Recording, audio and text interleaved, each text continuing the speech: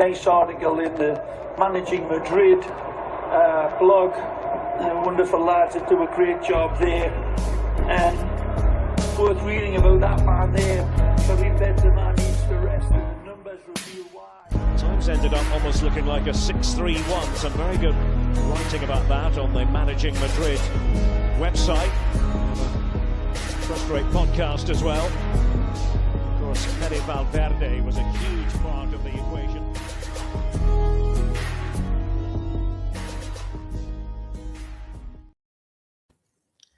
Hello and welcome to the Managing Madrid Podcast. We're back to back after a big podcast we published with Matt yesterday.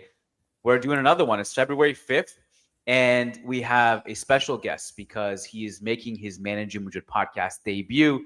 He made his Managing Madrid website debut just last week, where he dropped an awesome article about Arda Guler.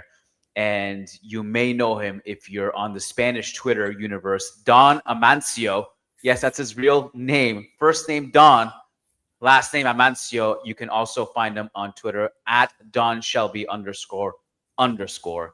We want to welcome Don Amancio to the show. Don Amancio, how are you? I'm doing great. Better than Real Madrid these days, that's for sure. Well, you're fighting the good fight, my man. You are arguing with people on the right side of history on Twitter all day. It's highly entertaining. You are very good at shutting people down. I also want to, we're going to center this discussion around the article you published, which is about Arda Guler. I wanted to ask you this. For your first article on managingmadrid.com, why did you choose this topic? It's a good question. There's a lot of great topics out there. I think there's a general, I don't want to say general, but there's a bit of a view about Arda Guler, and I've seen him getting extremely criticized. And, when I think about this player, he's 20 years old, right? And he is right now, which I think a lot of people don't realize, he has the second most assists since the Club World Cup with 14, only Michael Olise with the Bayern with 18, I believe, although he's always going up, so it could be 19 as of now.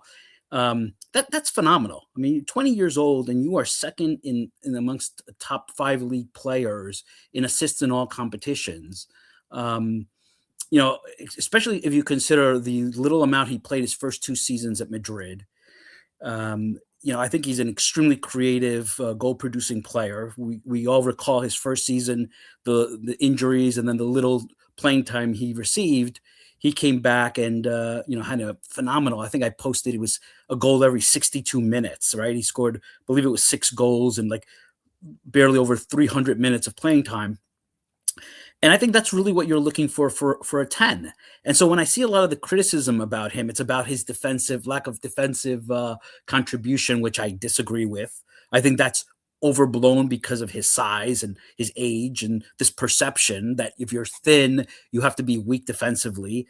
I mean, a great example of that was that goal that Vinicius scored against Monaco. He intercepted the ball on the Monaco half.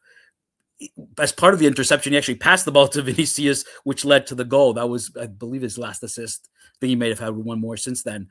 But I feel like there's this idea that Arda Guler isn't as good as he is. And I think taking into account his age and, his goal scoring ability, and what I really do believe is his all around game, because I don't think he's just a great passer of the ball. I think he can be a guy that eventually can score 15 goals. I said something a couple of years ago, or I think it was last year. I said, if you play Arda Guler behind Vinicius and Mbappé, he can distribute 30 assists a year.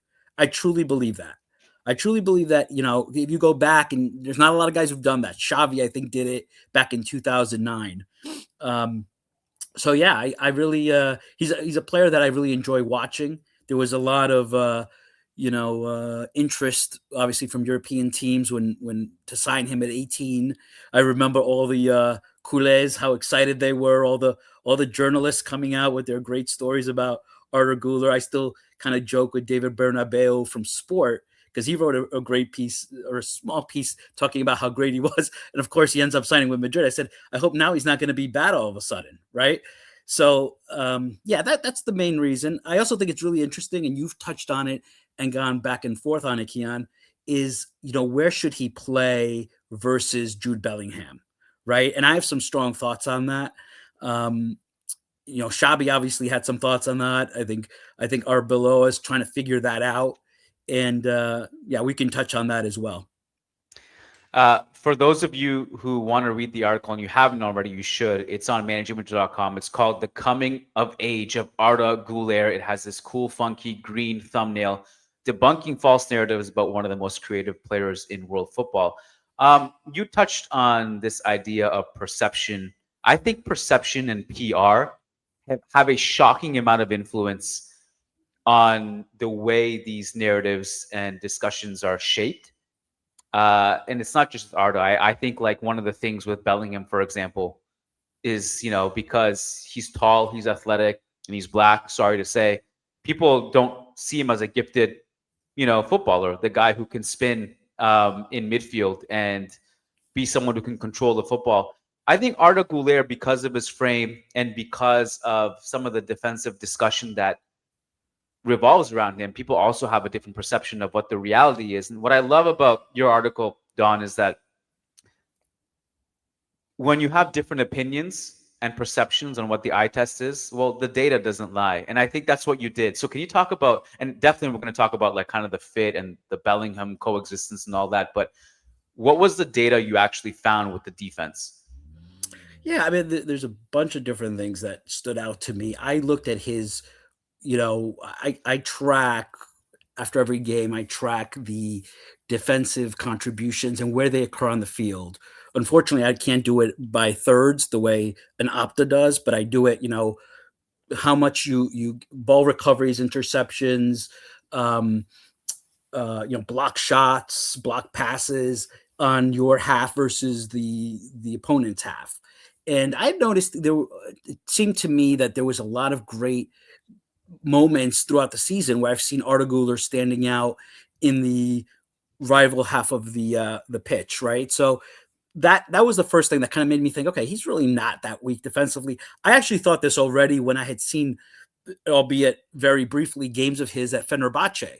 What I noticed about him at Fenerbahce was he was very aggressive to aerial duels, which a kid that at the time, I think he was 17, skinny Turkish kid, he was going up against big Turkish guys and really battling. He wasn't being weak. For example, one thing that drives me crazy is Vinicius, who I love. When he goes for an aerial duel, it's like I have 0% idea that he's going to ever win it. So that's one thing I really liked. And then there was a stat that came out. It was right before the Clásico, and it was a really interesting stat. It was talking about pressures, which obviously is always a big point of interest amongst Madrid fans, especially with the front line. And what the Stats Bomb data showed was that he was winning the most pressure regains, as they call it, in La Liga. Now that was through, I believe, 8 or 9 of the first weeks of the season. He also was the second most. At that point in time, I believe he was the first on Madrid for sure. I'm not sure I don't believe he was in La Liga, but he was first in Madrid in pressures, something he is still to this day. So, here you have a guy who's obviously very hardworking. He's pressuring more on a per 90 basis. I believe Bellingham is number 1, but he's very close. I believe he's number 1 in overall pressures this year. I think he has over 400, and he is number 2 in per 90 minutes. So, he's a very hardworking guy on the defensive end. I thought the stat that really stood out to me is he makes more tackles per 90 minutes than Tchouaméni and Valverde, who are 2 guys I think about as being tacklers, right? And I'm talking about winning tackles, not just tackle to, for tackle's sake. Not attempts. So, yeah. So that stat to me was astounding, right? Like here we have this guy. You don't think about a number 10 who's averaging over, I think it's 1.2 successful tackles per game. And that's, by the way, something I also love about Bellingham. And first thing I loved about him was his defensive contributions. So, when I looked at that, that's why I've always been a big believer.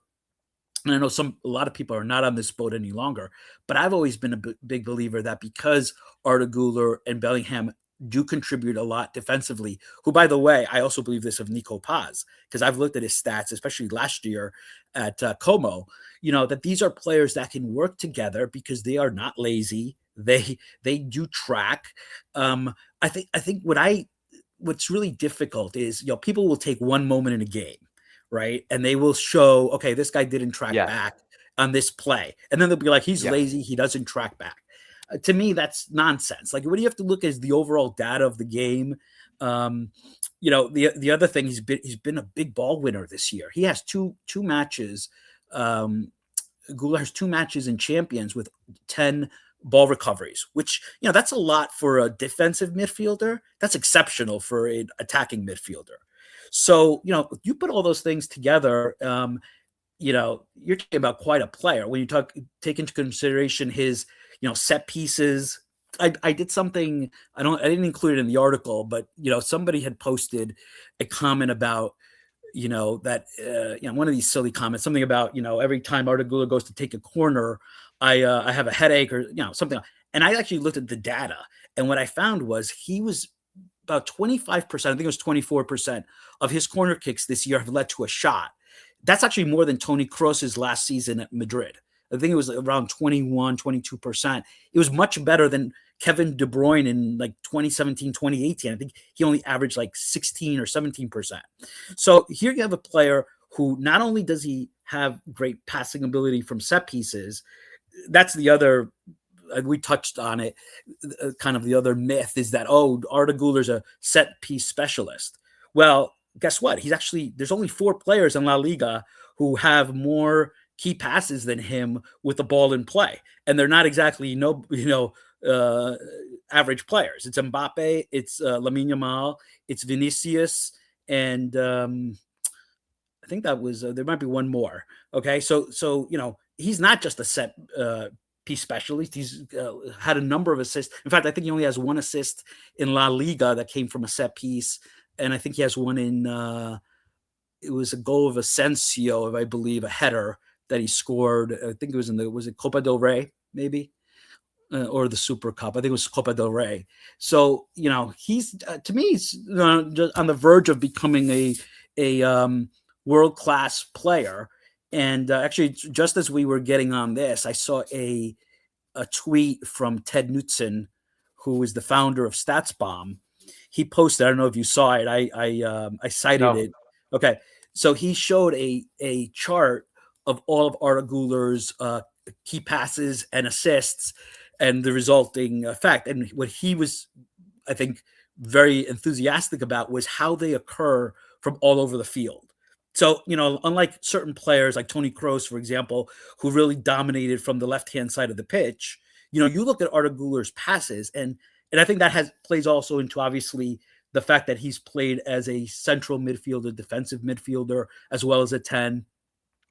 That contributes to that as well. But he's capable of, I kiddingly said, he can make a pass from your neighbor's closet, right? So he's just an exceptional young player.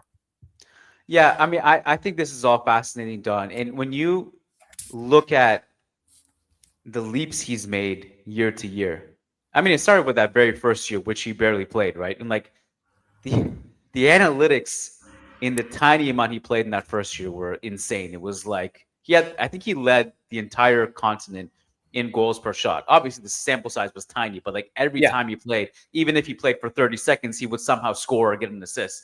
And then the second year, he's a little bit better. He plays a little bit more, but he still doesn't have the full trust of Carlo. Obviously, he didn't play that much. And then this year is the first year where he's like finally, as you said, coming of age, where you're starting to give him the keys. You're starting to let him drive the engine a little bit, drive the car, and get some real significant chance creation for Mbappe and Vinny. And I had predicted before the season started that he would lead the league in assists. Now, he started off he's not far off. And the thing is, like, he actually, when Bellingham came back, not right away, but eventually he actually hit the bench. Mm-hmm. And the fact that he still is pretty much 1 assist shy, I think, of leading the league, despite losing some minutes in that stretch, is pretty impressive. And it just shows the efficiency he has. But I think back to your point earlier, when people really magnify like one mistake or something that goes wrong instead of looking at the totality and the whole holistic picture. I think people also just have selective focus. That's what it is. If they made up their mind about Arda Guler, what they're going to remember is, oh yeah, Arda gave the ball away in the Clasico in October, so therefore he's not a big game player. And he's not Right. strong on the ball. Whereas if you look at the entire picture of what's going on, like you have to at least like have the entire context of what's happening. At that Clasico, actually, he thought was very good in that game, despite that mistake. You look at like the big game picture. The first one was PSG in the Club World Cup, where PSG bypass on non-existent press. Arda is marking like three midfielders by himself. But what do you expect him to do in that big game? Atletico, we got waxed, but he was probably our best player. And so, Yes. and he's 20 years old. He's 20 years old and getting better every year. Is he perfect? No, no one is. But we're talking about like we want him to be Toni Kroos and Luka Modric, who we're talking about legends of the game, who really became who they were later in their 20s. The fact that he's here at the age of 20, I think, is very impressive. So I guess my question to you is this. I'd like to lob this to you because people are going to listen to this entire podcast, and not everyone. It's going to be a small minority, but it's going to happen. I guarantee it. There's going to be people in the comments who are going to say, we don't want to hear any of it. Our eyes tell us that this guy is not good enough to play for Real Madrid, end of. What would you say to people like that?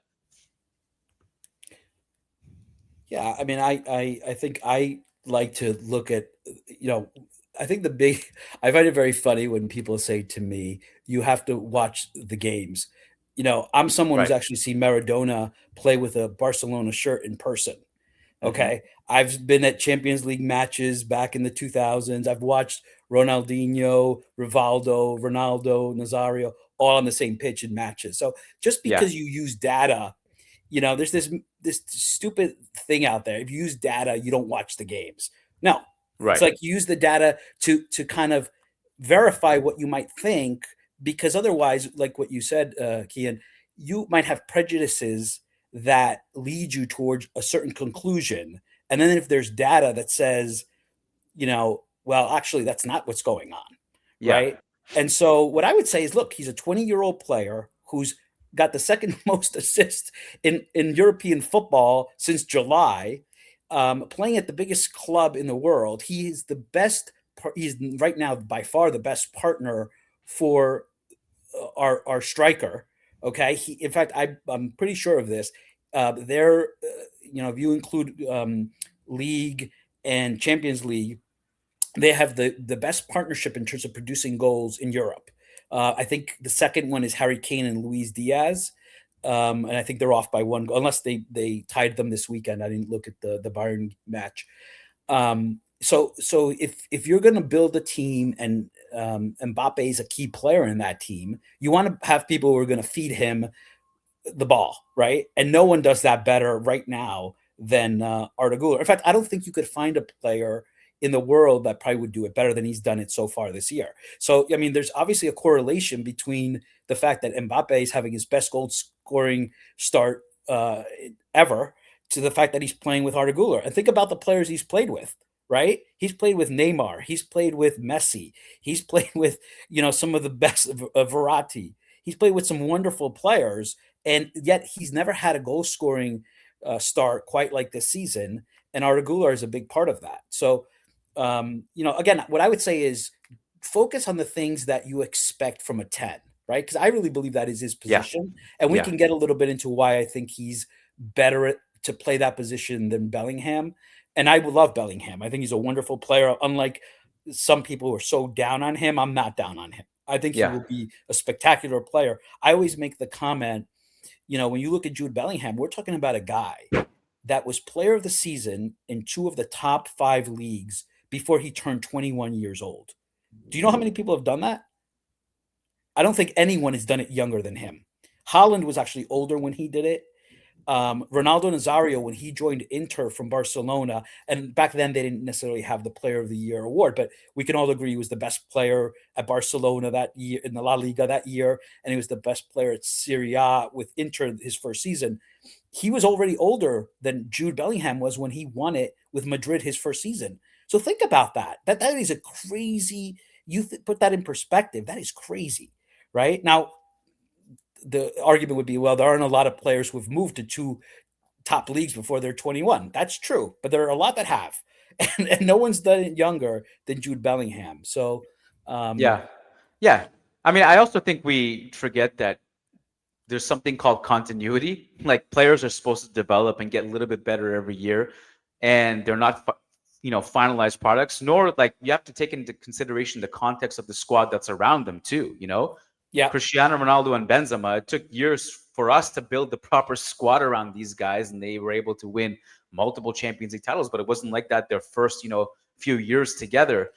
And I also, so your point about the 10, I think is bang on, because let's even pretend that it was true that Arda's defense sucks. yeah, Let's do a cost benefit analysis, because every player has pros and cons. If your 10 is leading Europe in chance creation metrics and setting up Mbappé prolifically, do you not just look at that and be like, okay, so we have this awesome playmaker. What do we need to do to surround him with the right supporting cast defensively? But I think this all just will always go back to like, and you and I were talking before recording Matt's article about stockpiling talent. And we have a lot of players in a certain position and maybe not the right profiles in other positions. The Bellingham Guler discussion is fascinating to me, because you rightfully are trying to get these two brilliant players to work together. And Xabi Alonso's idea initially in the Club World Cup was like, okay, I put Arda deeper, Jude ahead. And to his credit, like he is just trying to figure out how to solve one of the team's weaknesses, which is ball progression from deep. And how many players do we have who can do that? Not many, if any. And so why not try someone like Guler deep? So I get the thought process behind it. yeah, Like I wrote an article and I was talking to you about this, I think a couple of weeks ago. In my article recently, I said, like, I think Bellingham needs to play as an 8 and then Guler ahead. And then Arbeloa seems... You've gone back and forth on it. I haven't gone back and forth because it's a very difficult conversation to have, I think, because you see things that work and don't work, and then you kind of reassess, And Listen, Arbeloa had a couple. I give a lot of credit to Ancelotti for putting Bellingham where he did, because that really won us a Champions League and in La Liga. I did not think Bellingham was a 10 when Madrid signed him. Yeah. Okay, I'd seen him plenty at Dortmund. I thought he was an exceptional football player, but I didn't see him as a 10 the way, for example, I've thought of Mo Salah as a 10. Okay, I thought he was much more of an offensive player. One of the things with Bellingham is if you look at his key passes, he averages very few key passes to teammates. That's true at Dortmund. Now, Dortmund, he was playing deeper so that you could understand it. But even at Madrid, he's not. To me, Bellingham has a lot of great qualities. One is, of course, you want to have a midfielder who can crash the box, especially on this team that has zero aerial ability, right, in the attack or defensively a little better. But if we're not talking about a set piece, we can't get our center backs to the box. So, and we all know, there's been a lot of criticism of Mbappé, despite his great goal scoring, the fact that he loves to stay outside the box and ask for the ball at his feet rather than make runs into the box. So you need to have that for Bellingham. I was looking at some of Bellingham's recent goals and what really was interesting to me is a bunch of them came from set pieces. So, if you're scoring from set pieces, you don't necessarily need to be, playing higher up on the pitch, right? Because you can do that. You can do that anyway. So to me, the differential factor is that Arda Guler is just a much more special passer of the football, right? And because of that, and you want to feed Vinicius and Mbappe, you want to have him playing higher up on the pitch.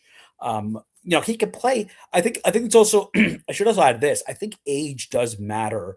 If you're going to make Arda Guler, and I think this was one of Xabi Alonso's biggest mistakes. If you're going to make Arda Guler, the guy who's going to take the ball out from the back, that is a lot of responsibility to ask a 20-year-old to do at Real Madrid.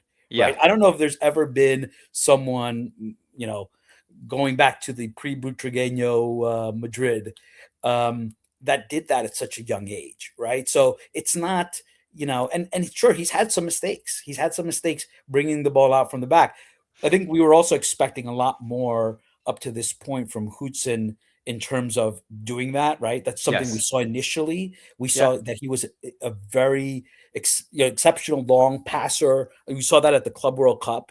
And so I thought that in combination with having Carreras, who obviously is a step up from Mendy in terms of bringing the ball out, all those things you kind of, and then of course Trent also. I think that's another thing that Trent really hasn't played. He's supposed to Trent solve some of those problems. Yeah. If you have Trent, Trent is one of the best long passers in the world. You have him, you have Hudson playing at a high level. You have, Carreras, which is obviously, with Mendy, we would literally send him up the flank, actually send him inside, right? Just because we knew he was going to lose the ball, which yes and no, which Mendy's a very special and interesting player. We could talk about him another time, but, he always seems like he's gonna lose the ball, but like 99% of the time he doesn't lose it.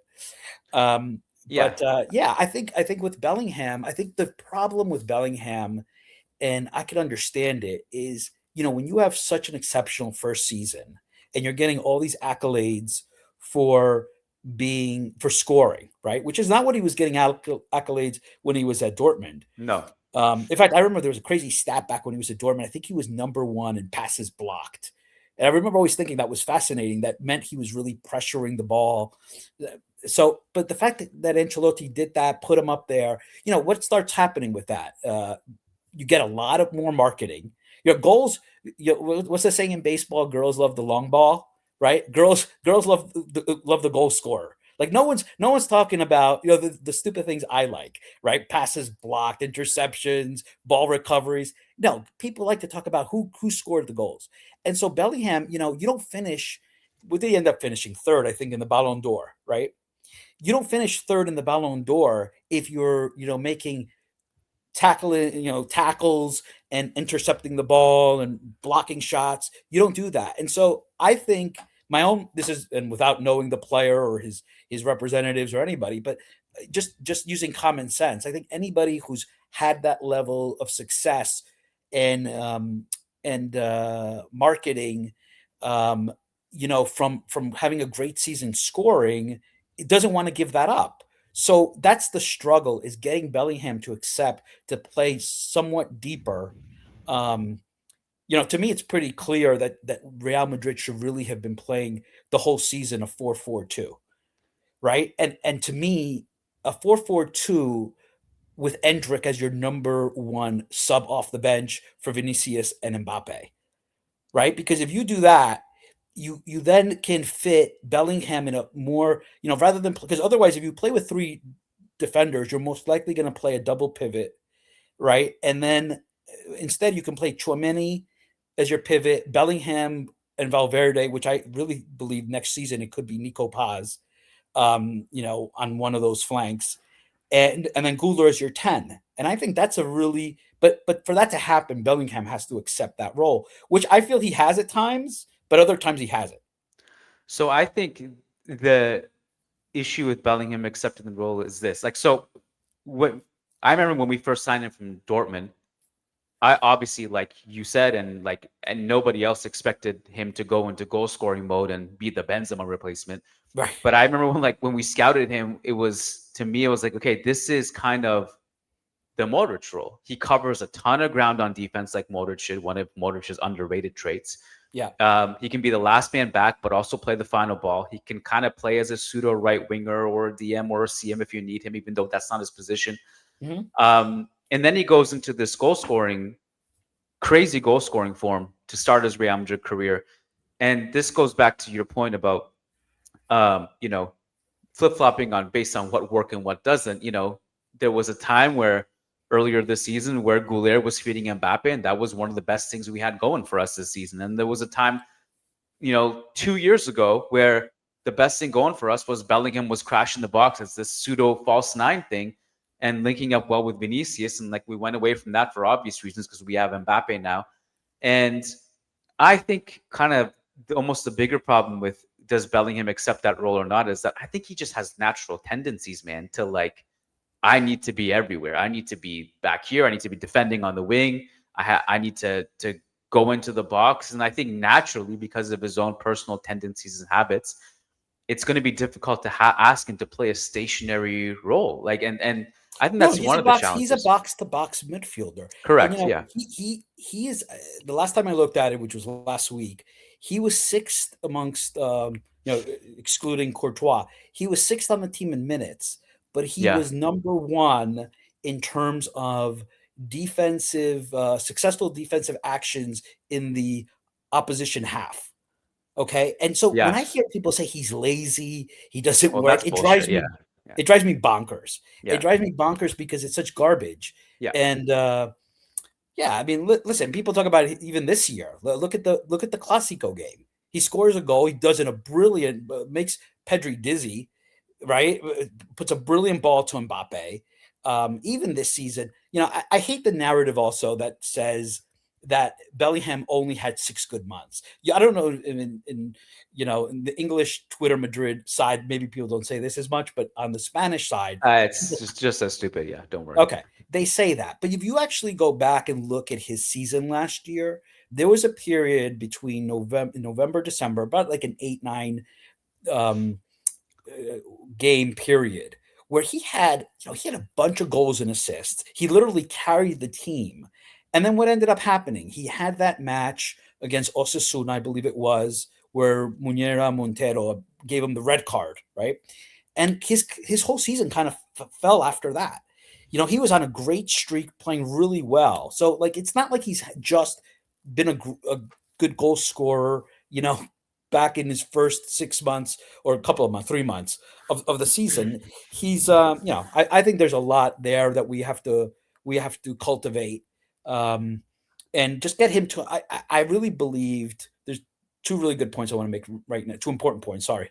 I really believe the most important thing out of this season is getting Arda Guler and Jude Bellingham to play well together and understand each other, because I think that will lead to a lot of success going forward. Sure. The other thing that drives me nuts is people say, "Oh, look, Luka Modric is having an exceptional year at Milan. Why didn't we re-sign him?" Well, guess why? Because Arda Güler wouldn't be playing as much. And if you're gonna have a unsuccessful season, we don't know, but it's not looking great this year, right? But the worst thing you can do is be playing a 40-year-old significant minutes, while instead of giving a guy who's 20 years old tons of experience. Like that makes no sense.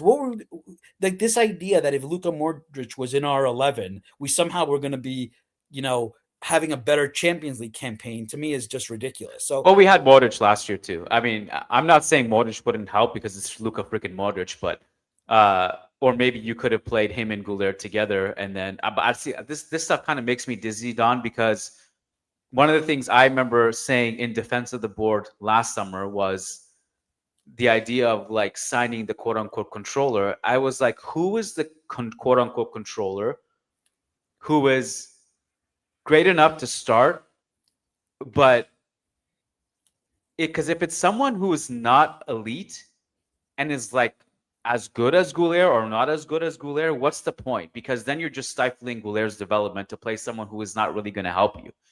And so, honestly, that's what I feel the board did with Franco, with Endrick, right? Like you signed rather than playing what I just said, a 4-4-2. Right, Yeah. where Endrick would be getting at least some minutes because he would be coming in as a sub once in a while, play some games. Instead you forced, I mean, we can get into a lot of things on that because I do blame Xabi Alonso for not giving Endrick a chance over Franco. I don't understand that. Sure. I don't need shiny, to see shiny new toy syndrome, I think. Yeah. No, I think actually it's something else to do with it, which is Franco is an exceptionally good player pressuring the ball. Yes. Right. Yeah. But that's really his only elite thing he's shown so far. I kept hearing about he had this great ability to shoot, that he had an exceptional shot. I haven't seen that so far. That's not to say he can't improve. He's 18 years old. I don't want to crucify him, but but I think what my and I a lot of people share my thought on this is that for someone, even at 18, you saw a lot of flaws in Vinicius's game. Same thing with Rodrigo, but you also saw some really exceptional things in their game. There were moments where you were like, wow, this guy's like an exceptional dribbler. This guy has, really a man of the moment, right? I mean, Rodrigo scoring three goals in a Champions League match, we haven't seen that from Franco, and I think that's where the disappointment is with him. Yeah. So anyway, I don't want to get too Well, off topic, but Matt and I had a segment on this yesterday on the podcast where, we were talking about like, well, if you compare Vinicius when he was 18, yeah, he was raw, but you could see the incredible technical ability that he had, which I don't think we've seen with Masantuan. What we have seen is the defensive effort and the pressures that you mentioned. But also, Matt and I were talking like Masantuono is one of those signings that like was not needed. Okay, you signed him based on the future upside. He's a prodigy, the potential, all that stuff. But then, like at some point, you have to use the prodigies you've already signed. Like if you just keep signing them, everybody's development's going to stall. Like Endrick is one of those guys. I'm a huge fan of Gonzalo Garcia. Like now, like I see Endrick at Lyon just lighting it up, and I'm super happy about that. Yeah. On the other hand, I'm like, it's in some ways it's a win-win because now we get to see that version of Endrick, and we get to get Gonzalo Garcia some playing time here. But the problem doesn't go away next year when Endrick comes back. Masantuono is under contract until 2031. Nico Paz, like you mentioned, these are all questions that I have. I don't have answers. And we're talking about the coexistence of Bellingham and Guler. I think it's worth pointing out also that part of the reason that it's hard for them to coexist is that you have to play these three guys, which is Bellingham, Vinicius, and Mbappe. And because these three names have to play, now like you're trying to figure out how to make it work tactically. And I think that's a challenge that every coach is going to have, whether it's Xabi, Ancelotti, or Arbeloa, or whoever. Yeah, no, for sure. Listen, I'm Mbappe is a great goal scorer. I always had some concerns because I had looked at his pressures. And people think it's silly. They're like, well, what does it matter to pressure if you're scoring, X amount of goals a year? There's some truth to that. And I will agree to that because if you're scoring 50 goals a season, of course. Sure. But where the problem lies is in, Mbappe comes to a team where he's not the biggest winner, right? I mean, he's won obviously with France, but he hasn't won at the Champions League level. He comes to a team where Vinicius has kind of been the man, especially in Champions for the last 4 years. And so, and because of the age, I always feared that the egos would somehow get involved. And I don't know how much of that is some, a thought rather than reality. Right. But for sure, I always thought to myself, my biggest concern was, well, Mbappe, I know Mbappe doesn't pressure because he has never pressured. Okay. Yeah. I remember looking, as I said, in the 2021-22 season, he pressured less than Luis Suarez with 35 or 34, whatever he was at the time. Yeah. My concern was, okay, well, if he comes, how is that going to affect Vinicius and Rodrigo's willingness to work? Right now, Rodrigo really can't not work because he just his level's been so low, and right now it's really been the same with Vinicius as well. But that was always my one concern. It was less about how they would fit offensively. I had some concerns about that. I actually don't think that they don't. I think it's a bit of a myth that they don't work offensively. I'll give you actually an interesting stat that will be part of my article tomorrow. I was looking at big chances created. I was, just looking at the struggles of Madrid over the last 2 seasons. So I was kind of curious and dug into some stats compared to the 3 previous seasons with Ancelotti, right? In which we won 2 Champions Leagues. And so I looked at the stats really against against top opponents. So, the Man Cities, the Liverpools, the Arsenals, Barcelona, Atletico Madrid, it was a group of 12 teams. And what's actually happened is that we were actually creating more big chances now in the last 2 years than we were in the preceding 3 seasons. Mm-hmm. So it's not a function of like, and people say, well, Toni Kroos isn't here. Well, guess what? We also have more possession now in those big matches than we had with Toni Kroos. So we have more of the ball. We're creating more big chances. Do you know what the problem is? Our conversion rate in the last year and a half is a lot lower than what it was before. So it's not that we're not creating opportunities. It's that we're just not putting them into the net. And then there's the defensive part of it, and I'll get into that too. But yeah, I mean, this season we've only scored 47 goals from an XG of 54. Now I'd have to go through and look at how every player underperforms or overperforms their XG to see who are the ones that are exactly missing the chances. But that's definitely part of it. Like, one of the things is if your defense is bleeding this much, like in other years, Cristiano Ronaldo, for example, would outperform his XG with his eyes closed. So like it didn't really matter. Like we don't like that's not happening right now. To your point, I still don't think even despite those numbers, Don, that like it hasn't been maximized between those two. And I don't really know what the solution is. I do think that they don't make the right runs because they kind of like to make the same runs. But also, that's the thing with Mbappe. Like I always said, like to me, he's probably the best player in the world. I also am fully cognizant that he has a couple weaknesses. One is that he doesn't press, and the other thing is he doesn't have an aerial ability or a target or a presence. But like you look at you kind of weigh it out. You say, okay, well, he doesn't score goals by crashing the 6-yard box, but he scores a bajillion goals by doing the things that are instinctual to him. So how can you even complain about it? But I also think like it doesn't also leave room for kind of coming up with different solutions when there are 3 players who have to play. Yeah. And so that's kind of where I'm starting. And I always like think back to my head, like, okay, so if Bellingham should play deeper than Arda, like, is there also a case to make that you should just put him as one of the 2 attackers or one of the 3 attackers so that he can make those runs that he was making 2 years ago when he was successful? I don't know. These are all questions I have. I don't.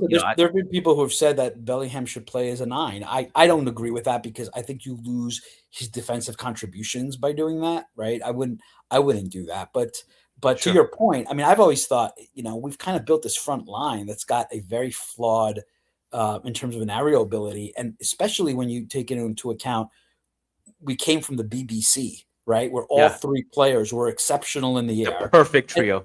And it's not only on the offensive end. What I always remember as well is how many times did Cristiano Ronaldo, and later it was Benzema, defend the first post, get the ball out, and start a counterattack.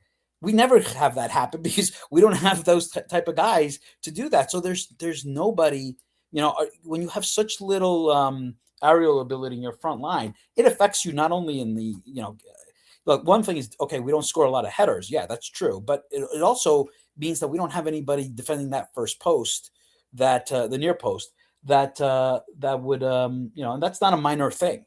I did it recently when, there was a guy on X who did those really nice charts where he showed all the defensive contributions. I think there's defensive contributions and pressures as well of all the forwards. He started out with the forwards. He actually did it for everybody. I should give him a shout out because he's actually does amazing work. And I made the case, and I've actually looked at it, that Mbappe has something like 7, now it's more, but at the time he had like 7 ball recoveries in Madrid's side of the pitch, whereas Kane had like triple that. Yeah. And Haaland also. Now in Haaland's case, it was because he's defending set pieces, right? And so you've got that there. But that's something that I would love to have on Madrid. Unfortunately, we're not seeing that. Yeah, and it makes it challenging because like I think one of the paths to get Guler and Bellingham to play together is like if you have this like efficient pressing scheme where they all can kind of just suffocate the opponent and all play those final balls and be able to be creative in the final third, like we saw much like in the first half in the Clasico in October, I think was a great blueprint, and we never saw it again, unfortunately. But yeah, it's hard to do that if you don't have the whole buy-in of the whole team. And we had an article up on the website today from our new writer Achlaf Lamdari, and he was bringing up that Ragnick quote where it's like kind of pressing is a bit like being kind of pregnant, right? You either have to be fully pregnant or not pregnant at all, which is like you can't kind of press. You either do it or you don't. Yeah. And so these are all the challenges we have now, and like we can go back and say, okay, these were the mistakes we made in the past, but now we're in this situation like, okay, this is what it is. We have to move forward with it and make it work somehow. And that's where our next challenge is really. Yeah. So Don, we got to wrap it up here. This was a pleasure. I had a blast chatting with you. I enjoy talking football with you so much, whether it's on the podcast or WhatsApp or Twitter. Great addition to the squad. I look forward to many episodes with you guys. To reiterate, go to Don's Twitter. It's at Don Shelby _. And also, if you haven't already, go to moji-mates.com. You can see the new canvas behind me with Cristiano Ronaldo noodle hair from 16-17 and Raul 1999-2000, the great black Tekka away shirt with the gold trim, one of my favorites. If you go to moji-mates.com, you can get 15% off by using code MM15. That's moji-mates.com. Use code MM15. And tomorrow, for our members, Lucas and I are doing the weekly mailbag. And if you want to access that, go to patreon.com/Managing Madrid. Alternatively, you can hit join on the memberships tab of this YouTube channel. Don, thank you so much, man. It was a pleasure. Thank you. Looking forward to doing it again.